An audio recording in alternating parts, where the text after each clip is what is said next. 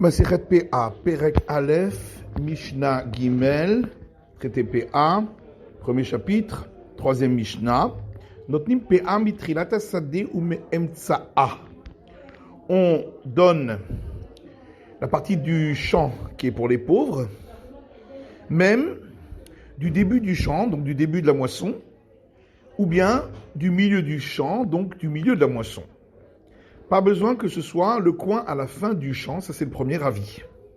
Parce que dans la Torah, c'est marqué effectivement l'otechale pe'at sadera, tu ne termineras pas le coin du champ, donc a priori ça veut dire le bout du champ à la fin de la moisson, on doit le laisser pour les pauvres. Mais comme c'est écrit juste après l'iktsor, pour moissonner, ça veut dire que même ce qui est au début, au milieu de la moisson, on peut laisser une part là-bas pour le pauvre. Ça, c'est le premier avis. Rabbi Shimon Omer, Rabbi Shimon dit, Ubilvad shiten basov kasherur. Cependant, nos sages ont exigé qu'à la fin de la moisson, donc au bout du champ, on laisse la mesure minimale d'un 60e pour les pauvres.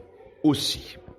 Rabbi Yehuda Omer, troisième opinion, c'est celle de Rabbi Yehuda, Imshir kelach echad, s'il a laissé au bout du champ, donc à la fin de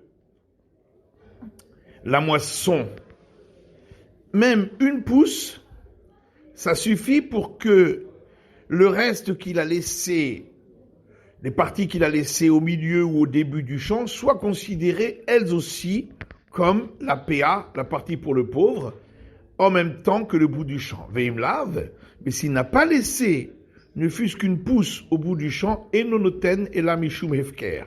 À ce moment-là, ce qui a été laissé pour les pauvres au début ou au milieu du champ n'est pas considéré comme la PA, comme la partie pour les pauvres. C'est considéré simplement qu'il s'en est dépossédé, mais tout le monde peut le prendre, et le riche et le pauvre, et il n'a pas accompli l'obligation religieuse.